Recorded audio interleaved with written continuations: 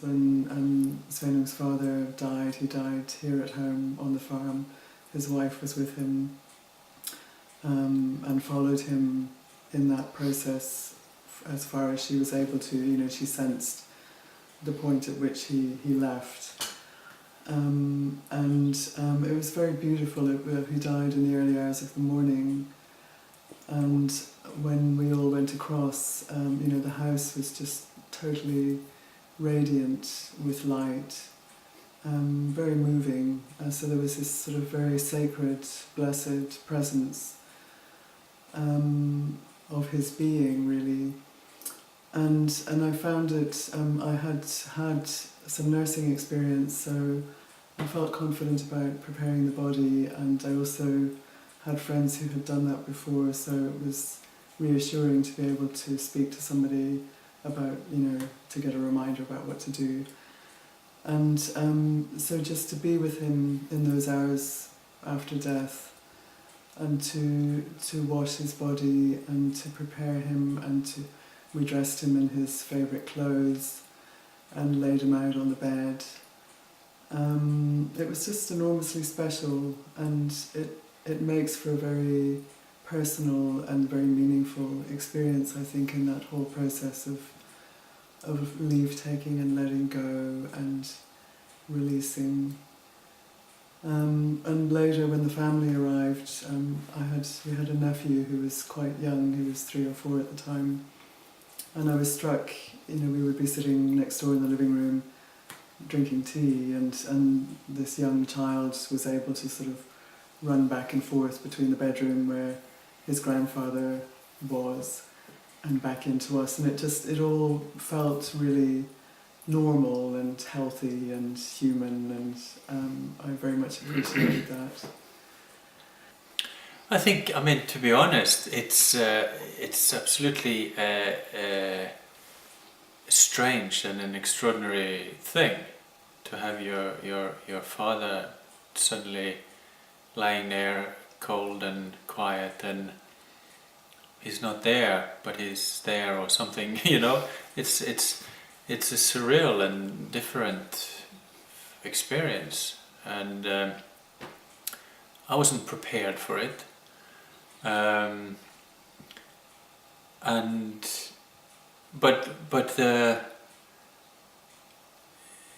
I guess it's the kind of moment where I felt like I just have to stay with this and be with it and experience it.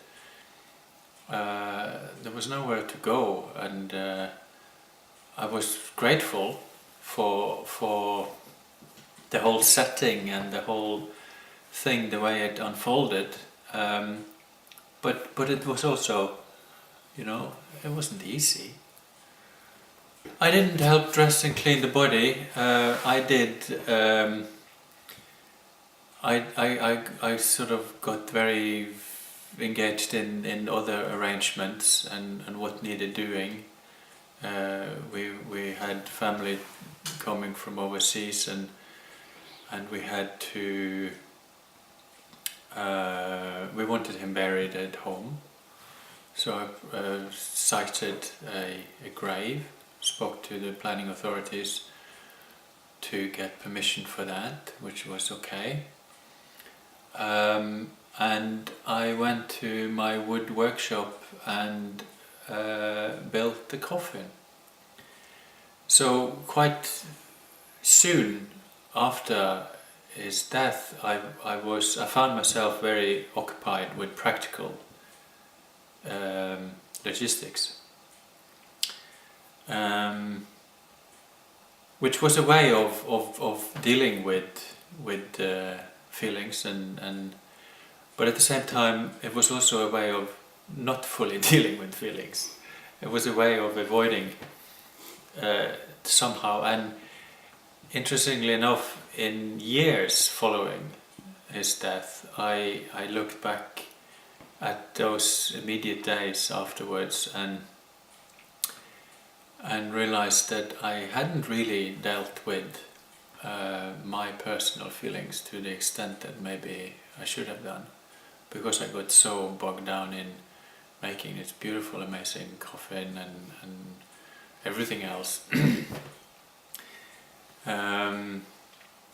So I had a, sort of the whole feeling side, the grief side, that sort of revisited me as and when for a long time after. I think partly due to maybe not having a thorough kind of grief moment or two in the immediate aftermath of it.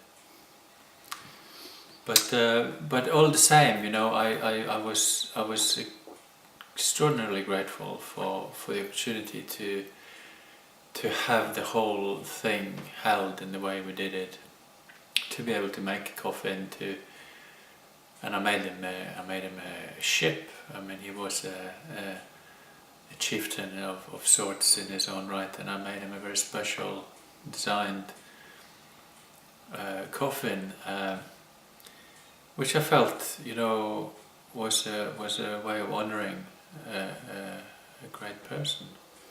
I think that space, that opportunity that one has in being at home for the journey to be very personal.